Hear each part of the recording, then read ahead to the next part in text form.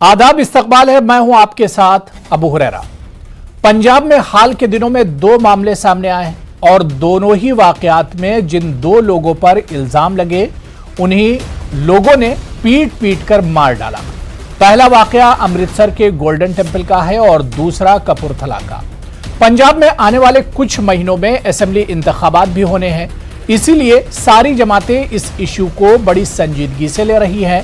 सभी जमातों ने जांच की बात कही है, लेकिन खास बात यह है कि किसी भी पार्टी या लीडर ने दो लोगों को पीट पीट कर मारे जाने के बारे में बयान नहीं दिया है। जाहिर है कि मुकद्दस मकामात की तौहीन बर्दाश्त नहीं की जा सकती, लेकिन कानून के दायरे में रहकर गुनाहगारों को सजा जरूर दी जा सकती है। सवाल यही उठता है कि जो कुछ पंजाब में हुआ वो एक तरफ कानून की बालादस्ती के साथ खिलवाड़ है। इसी पर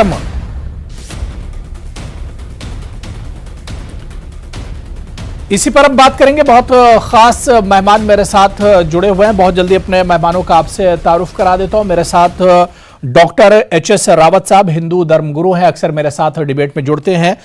एच.एस. रावत साहब, सर आपका बहुत इस्तकबाल है न्यूज़ 18 उर्दू में। मेरे साथ एक और बहुत खास मेहमान प्रोफेसर अख्तरुल वासे साहब हैं, जो कि मुस्लिम इंटेलेक्चुअल, मुस्लिम दानिश्वर हैं और अक्सर हमारे साथ डिबेट का हिस्सा होते हैं। प्रोफेसर अख्तरुल वासे साहब, सर आपका भी बहुत इस्तकबाल है न्यूज़ 18 उर्दू में। मैं प्रोफेसर अख्तरुल वासे साहब आपसे ही शुरुआत करना चाहूंगा। कुछ मेहमान और अभी डिबेट के बीच में हमारे साथ जुड़ेंगे। प्रोफेसर अख्तरुल वासे साहब, सर पंजाब में जो कुछ हुआ, जाहिर सी बात है कि एक तरह से मुकद्दस जो मकामात हैं उनकी तौहीन और बेदबी करने की कोशिश की गई, लेकिन उसके बाद जो कुछ हुआ कि भीड़ ने जो लोग गुनहगार हैं, जो कसूरवार हैं, जो मुल्जिम हैं, जो मुजरिम बल्कि कहा जाए, उन्हें पीट पीट कर कत्ल कर दिया। इस चीज को किस तरह से सर देखा जाए? नहीं, देखिए ऐसा है कि सबसे पहले तो मैं जो मुकामात मुक़द्दसा हैं या किसी मजहबी गिरोह का सही मजहबी सहीफा है जी उसकी के साथ किसी खिलवाड़, किसी तौहीन को कबूल नहीं करता हूं, उसकी पुरजोर मजम्मत करता हूं। बिल्कुल, ये बात साफ रहनी चाहिए। और सिख मजहब के लोगों की हसासियत जो है उसका मुझे एहसास भी है और मैं उनके गमो गुस्से को समझ सकता हूं। लेकिन जैसा आपने कहा, इस मुल्क में दस्तूर की पासदारी होनी चाहिए। बिल्कुल। और ऐसे लोगों को पकड़कर फौरन सरकारी एजेंसियों के सुपुर्द करना चाहिए ताकि वो तहकीक करें कि किसकी शय पर ऐसा काम किया गया और क्यों लोगों ने इस तरह का कदम उठाया और मजहबी मकामात, सहीफे या जो मुकद्दस चीजें हैं उनके साथ खिलवाड़ की, ताकि उससे एक तो ये कि पूरी जो गहरी साजिश है उसका पता चल सके, दूसरे ये कि किसी और की बात में हिम्मत न पड़े और किसी फरके को बिला वजह मतून न किया जाए कि उसने दस्तूर की पासदारी नहीं की। हमारे सिख भाइयों ने जिस गम गुस्से का इजहार किया वो बिल्कुल क्या हमें समझ में आने वाला है, लेकिन उसके साथ ये बात भी पेश नजर रखनी चाहिए कि कानून को अपने हाथ में नहीं लेना चाहिए और ये मुल्क जो है वो बुनियादी तौर पे दस्तूर की पासदारी, कानून की अमलदारी और एक तरह से जो अदलिया का निजाम है वो बहुत गैर जानिबदार है, उसके सुपुर्द करना चाहिए। और बहुत अच्छी बात है अख्तरुल वासे साहब आपने कही। आपके ऑडियो में थोड़ी सी प्रॉब्लम आ रही है, दोबारा से हम आपके पास आएंगे और इसी इशू पर हम बात करेंगे। दो और खास मेहमान मेरे साथ जुड़ चुके हैं। कुलदीप सिंह साहब, जो कि सिख दानिश्वर हैं, इंटेलेक्चुअल हैं, वो भी मेरे साथ जुड़े हुए हैं। कुलदीप सिंह जी, सर आपका भी बहुत इस्तकबाल है न्यूज़ 18 उर्दू में।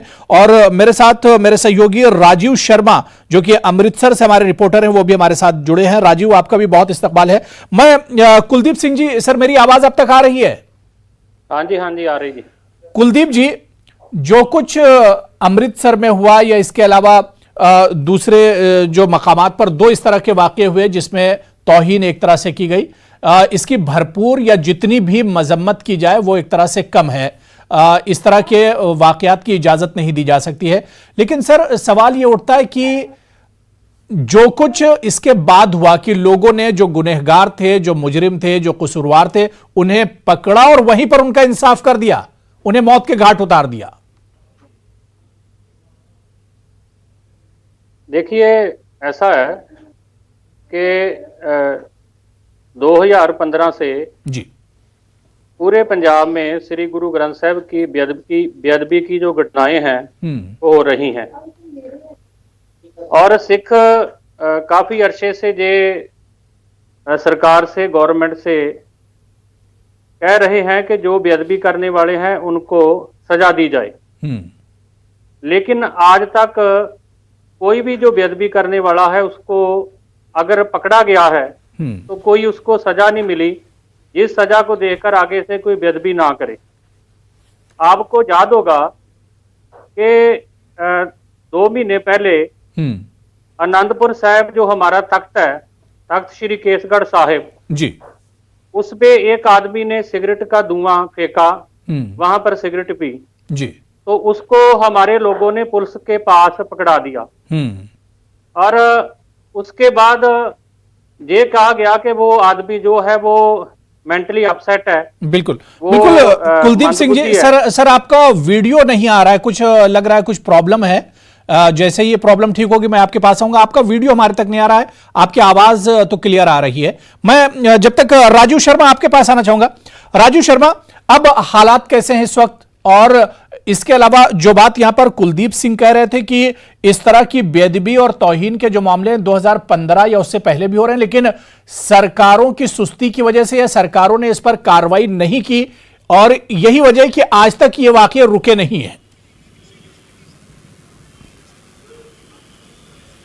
जी बिल्कुल, मैं बताना चाहता हूँ जो जिक्र कर रहे थे कुलदीप सिंह जी की 2015 से, क्योंकि उस समय 2017 के विधानसभा चुनाव से और तब ये एक चुनावी मुद्दा बना था, लेकिन लगातार वो बेअदबी के जो दोषी थे उनको सज़ा देने की बात हुई। लेकिन अब 2022 से ठीक पहले जो हुआ उसकी तो शायद कोई कल्पना भी नहीं कर सकता था, क्योंकि जो बेअदबियों का जिक्र अब तक किया जाता रहा है, अलग अलग गुरुद्वारा साहिबानों में ये बेअदबियाँ होती रही हैं, लेकिन जिसको सिखों का मक्का कहा जाता है, मुकद्दस जो स्थान है सचखंड श्री हरमंदिर साहिब, तो वहाँ पर अंदर आकर इस तरह की घटना जो की, क्योंकि पूरी दुनिया में जहाँ जहाँ भी ज़रूरी नहीं कि वो सिख धर्म से जुड़े लोग हों, जो भी गुरु नानक जी के उपदेश को मानते हैं या गुरु ग्रंथ साहिब जी से जो शिक्षा मिलती है उसको मानते हैं, तो उनको एक झटका ज़रूर लगा। लेकिन जहाँ तक तर्क ये आप बात कर रहे हैं कि कानून एक अपना काम करता, तो ये एक नाराज़गी बड़ी देर से थी कि जिन लोगों को अभी तक पकड़ा गया या तो उनको ये कह दिया गया कि वो उनकी मानसिक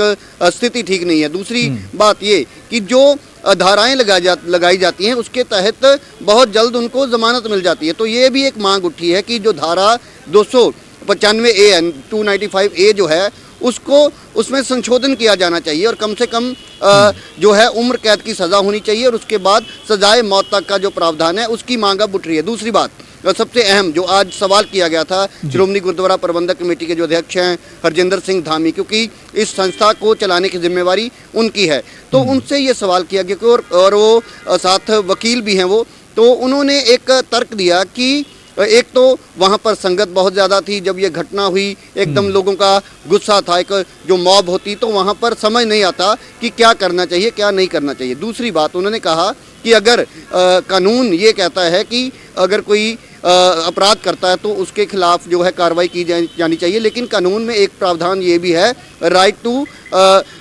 डिफेंड, तो जो खुद को बचाने के लिए भी एक प्रावधान है कि अगर आप पर कोई हमला करता है तो आप अपने खुद को बचाव के लिए उसके ऊपर भी अटैक कर सकते हैं, आप फायर कर सकते हैं। तो लेकिन जिस तरीके की तस्वीर अभी तक सोशल मीडिया पे वायरल हो रही है कि वो एक इंसान, उसके ऊपर एक और बड़ा जो खदशा, बड़ा एक एतराज़ भी जाहिर किया जा रहा है कि उस शख्स को बाकायदा एक ट्रेनिंग दी गई। आज तो उन्होंने ये शब्द भी इस्तेमाल किया कि कमांडो ट्रेनिंग जैसे उसको दी गई हो, क्योंकि बड़ा जंगला था वहाँ पर, उसको पार करना, उसको क्रॉस करना या उसको फांदना कोई आसान बात नहीं है। और जिस तरीके से जितना क्विकली, जितनी स्पीड में वो उसको पार करके सीधा जो गुरु ग्रंथ साहिब जी का स्वरूप था वहां तक पहुंचता, तो ये ऐसे लग रहा था इस पूरे मामले के मुख्तलिफ पहलू अब धीरे धीरे से सामने आ रहे हैं, क्योंकि अब जांच का भी हुक्म दिया गया है, आगे जांच पड़ताल होगी, तफ्तीश होगी, तो दूध का दूध और पानी का पानी होगा। मैं डॉक्टर HS रावत साहब आपके पास आऊंगा।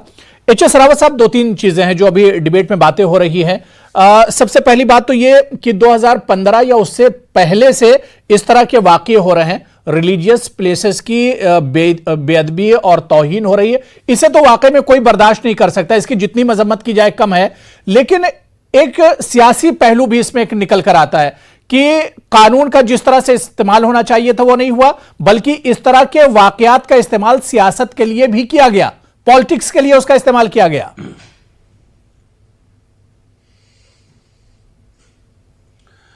अबू रहरा साहब, सच्चाई तो यह है कि मैं हिंदू धर्मगुरु हूं और ज्यादातर तो हम सभी ग्रंथों को पढ़ने की कोशिश करते हैं। सिख धर्म इतना पवित्र है, इतनी वहां सफाई है, इतनी सुरक्षा और सिक्योरिटी भी है जी। और मुझे नहीं लगता कि कोई भी व्यक्ति, वहां हिंदुओं की आस्था भी बहुत ज्यादा है और सिखों की आस्था तो वहां देखने लायक है। बिल्कुल, वहां पर कोई भी व्यक्ति जाता है, लंगर चख के आता है, मत्था टेकता है। अभी अभी मैं अमृतसर से ही आया हूं जी। वहां गया जाकर के देखी स्थिति, तो मतलब एक आनंद आता है। तो वहां कोई आदमी ऐसी बेअदबी क्यों कर सकता है? सही। यानी जो सिख धर्म को मानता हो और जिसके प्रति इतने उसके पवित्र विचार हों और वो जाकर के कोई इस तरह की बेअदबी करे गुरु ग्रंथ साहब की, तो अबू रहरा साहब इसमें कहीं कोई बदबू नजर आती है, चाहे वो पॉलिटिकल बदबू हो और चाहे कहीं ना कहीं कोई इस प्रकार का षड्यंत्र हो। गुरु ग्रंथ साहब की बेअदबी नहीं करते लोग, वो कहीं ना कहीं, अब आप देखें कि आपने गुरु गोविंद सिंह जी का रूप धारण किया था धन गुरु साहब ने, तो उस समय पंजाब में विद्रोह हुआ, तकलीफें हुई, और गुरु ग्रंथ साहब की सरेआम बेइज्जती करने के पीछे कुछ षड्यंत्र हो सकते हैं। वहां इंक्वायरी की जरूरत है कि आखिर ढंग से अगर इंक्वायरी हो और ये पता चल जाए कि आखिर ये क्यों किया जा रहा है, ऐसा एक व्यक्ति क्यों इस तरह से भाग रहा है, क्यों गुरु ग्रंथ साहब के ऊपर अपशब्द बोले जा रहे हैं, तो वो चीज छान करके इंक्वायरी में आ सकती है। और ये चीजें जो लोग कुछ उपद्रव करने की पूरी कोशिश करते हैं चुनावों से पहले, तो शायद इसको पब्लिक को समझना चाहिए, भक्तों को भी समझना चाहिए। इस तरह की किसी की नीयत नहीं होती है कि कोई भी किसी धर्म का अपमान करे। और मैं ये कहता हूं कि कोई अपमान नहीं करता, चाहे सिख हो, वो किसी मुसलमान का नहीं करते, मुसलमान किसी दूसरे का नहीं करते। एक जब कहीं इस तरह की तस्वीरें होती है, एक अलग विषय है कि जहां पर विवाद है, जैसे जम्मू कश्मीर में जानबूझ करके किया गया, वो एक इंटरनेशनल मुद्दा बनाने की कोशिश की गई। लेकिन हमें आपस में इतना भाईचारा है कि अभी देखिए सिखों ने अपने गुरुद्वारे दे दिए नमाज के अदा करने के लिए, जमीन भी दे दी है, हम भी वहां मत्था टेकते हैं हर जगह जाकर के। तो मुझे जो इसमें बदबू आ रही है, ये कहीं ना कहीं इंक्वायरी की आवश्यकता है इसके अंदर। ऐसे तो कोई हमला नहीं करेगा, क्योंकि गुरुद्वारे में जो अबू रहरा साहब व्यक्ति होंगे वो सब समझदार होते हैं, गुरु ग्रंथ साहब को मानने वाले होते हैं, वो ज्ञानी लोग होते हैं। ज्ञानी आदमी गुरुद्वारे में वहां पर गुरु ग्रंथ साहब के सामने नहीं, बिल्कुल पर्दे के पीछे क्या कुछ है या इसके पीछे और क्या कुछ कारफरमा है, ये तमाम चीजें जानने की जरूरत है। और इसके पीछे जब गहराई से जांच पड़ताल होगी तब ये चीजें निकल कर आएंगी। लेकिन एच.एस. रावत साहब, सवाल यह भी उठ रहा है कि इस तरह के वाकये इससे पहले भी हुए हैं, उनकी भी जांच पड़ताल हुई। और जिस तरह से राजू शर्मा बता रहे थे कि इतने मामूली केसेस लगाए जाते हैं, मुकदमे लगाए जाते हैं कि वो तो ऐसे ही बाहर आ जाते हैं। इससे पहले भी इस तरह के केसेस हुए हैं। मैं कुलदीप सिंह जी आपके पास आना चाहूंगा। कुलदीप सिंह जी, बड़ी अच्छी आपने बातचीत की शुरुआत की थी, लेकिन सर इस तरह के वाकये तो इससे पहले भी हुए हैं और इससे पहले जो गुनहगार थे वो कहीं ना कहीं एक तरह से बच निकलने में कामयाब हुए। तो ये कमी कहां पर रह जाती है? इस तरह के वाकये रुकते सर क्यों नहीं है? ऐसे है कि अगर सरकार की नीयत, हुकूमत की नीयत अच्छी हो तो सभी कुछ हो सकता है। वो जो दोषी हैं, पहले तो ये कहते थे कि दोषी जो है वो हमारी पकड़ से बाहर है जी, वो हमारे काबू में नहीं है। उसके बाद जब थोड़े दिन पहले, कुछ दिन पहले तख्त श्री केसगढ़ साहब में एक आदमी को बेअदबी करते पकड़ा और उसको पुलिस के हवाले कर दिया सरकार के जी। और पुलिस ने कहा कि वो तो मेंटली आदमी जो है वो हरास है, उसको कोई इतनी सजा नहीं दी। तो ऐसे बेअदबी कैसे रुकेगी? मतलब ये जो प्रशासन है, सरकार, हुकूमत है, तो ठीक है। कुछ कुलदीप साहब, फिर आपके ऑडियो में कुछ प्रॉब्लम आ रही है। मैं अख्तरुल वासी साहब दोबारा से आपके पास आना चाहूंगा।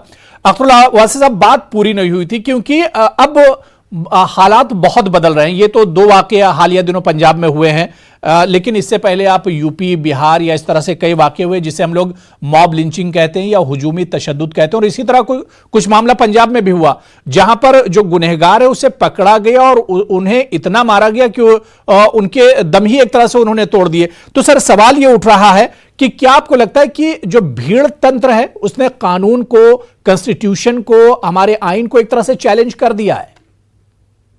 नहीं, देखिए, मुल्क में एक बात है, एक ऐसा माहौल बनाया गया है कि जो शरपसंद अनासिर हैं, जो फितना परवर हैं, जो फिसादी हैं, वो अपने को ज्यादा महफूज समझते हैं आम आदमी के मुकाबले। त्रिपुरा के अंदर पहली दफे तौहीन रिसालत में सल्लल्लाहु अलैहि वसल्लम भरे जुलूस ने की, सरकार ने उस पर कोई एक्शन नहीं लिया। अभी आपने हुजूमी तशद्दुद की बात की, जिसके नमूने हमें झारखंड, राजस्थान और दूसरी जगहों में देखने को बराबर मिले, उनके ऊपर भी उस तरह से तादीब नहीं की गई और सजा नहीं दी गई और गिरफ्त नहीं की गई जैसे की जानी चाहिए थी। अभी शर्मा साहब जो आपके नुमाइंदे हैं और जो सिख मजहब के नुमाइंदे हैं और हमारे रावत साहब हैं, सब इस पे मुत्तफिक हैं कि आम आदमी जो अक्ल रखता है, जो एक तरह से क्या मज़ाहिब का एहतराम करता है, वो कभी किसी मजहब की तौहीन नहीं करेगा। बिल्कुल। और लेकिन जो एक बात कही गई है और बड़ी जबरदस्त बात है वो कि अगर आप फिसादियों पर, अगर आप शरपसंदों पर एक्शन नहीं लेंगे और सख्ती से नहीं लेंगे तो उसके नतीजे में जो सूरत हाल है वो बेकाबू होनी है, जैसे कि हमें देखने को मिली। और हमें इस सिलसिले में हम फिर कहते हैं कि हम हुजूमी तशद्दुद के कायल नहीं हैं। हम लोग अपने हाथ में कानून लें इसको अच्छा नहीं समझते हैं, लेकिन ये जब ही मुमकिन हो सकता है जब सरकारी मशीनरी जो है वो सख्ती से पेश आए। और जो अभी मुतालबा किया गया है और मैं उसको सही समझता हूं कि ये होना चाहिए कि किसी भी मजहब, कोई भी मजहब हो, हिंदुस्तान मजाहिब का गहवारा है जी, दुनिया की तमाम मजहबी रवायतें हिंदुस्तान में मौजूद हैं। हम किसी भी मजहब की तौहीन या जाहिर सी बात है उसकी इजाजत नहीं दी जा सकती है और बड़ी और उसके लिए कानून जो है अच्छी तरह सख्त बनाना चाहिए, जैसा कि सिख मजहब के लोग मुतालबा कर रहे हैं और रावत साहब भी जिसकी तायद कर रहे हैं। और एक आखिरी बात मैं सिर्फ आपसे ये कहूंगा कि जो इस वक्त सूरत हाल पंजाब में पैदा हुई है उसकी बाकायदा मरकज को सीबीआई से तहकीकात करानी चाहिए कि इसके पीछे कौन से अनासिर हैं जो कि कारफरमा हैं और पंजाब की सूरत हाल को बिगाड़ना चाहते हैं। नहीं, बिल्कुल जाहिर सी बात है, बार बार आखिर इस तरह के वाकयात क्यों पेश आते हैं और क्या इसके पीछे वाकई में सियासत हो रही है, इसे गहराई से जानने की जरूरत है। मैं राजू शर्मा, एक जो पहलू है इस पूरे मामले का, क्योंकि 2015 या उससे पहले से इस तरह के वाकये हुए, लेकिन जो बात आप कह रहे थे कि इस पर सियासत भी होती है और अभी भी आप देख लीजिए कि सबने इसे कंडेम किया है, जो कुछ अमृतसर गोल्डन टेम्पल में हुआ या दूसरा वाकया जिस तरह से हुआ। लेकिन जो लोग मारे गए हैं, जिन लोगों ने उन लोगों को का एक तरह से मर्डर कर दिया या भीड़ ने पीट पीट कर मार दिया, उस पर किसी सियासी पार्टी ने नहीं बोला।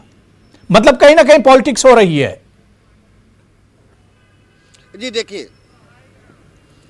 देखिए, सियासत की अगर बात करें तो जो एसजीपीसी के प्रधान है हरजिंदर सिंह धामी, उनसे ये सवाल किया गया था। हालांकि उन्होंने कहा कि मैं सियासत पर पूछे गए सवाल पर ज़्यादा नहीं बोलूँगा, लेकिन उन्होंने एक इशारा ज़रूर किया कि जब से किसान आंदोलन खत्म हुआ है, पंजाब में किसान वापस पहुँचे हैं, तब से ये दोबारा से ऐसी घटनाएँ सामने आ रही हैं। और दूसरी जो इस पर्टिकुलर अगर मामले की बात करें, जो हरमंदिर साहिब में दरबार साहिब की जो वीडियो भी वायरल हो रही है, तो उसमें उन्होंने कहा कि मैं जल्द एक बड़ा खुलासा करूंगा, क्योंकि जो हरमंदिर साहिब परिसर में जितने भी सीसीटीवी कैमराज लगे हुए हैं उसका कंट्रोल एसजीपीसी के पास है और उन्होंने सारी फुटेज निकाली है और वो शख्स जिसको मारा गया उसकी जो गतिविधियां हैं वो कैमरे में कैद हैं। और वो सुबह करीब 8 बजे हरमंदिर साहिब में दाखिल होता है, वहाँ पर उसकी जो गतिविधियां हैं वो शक्की लगती हैं, उसको वहाँ से बाहर निकाला जाता है, वो फिर दोबारा कोशिश करता है और शाम को जब जो सेवादार होते हैं उनकी ड्यूटी चेंज होती है 5 बजे के बाद, तो उसने 5 बजे तक का इंतजार किया।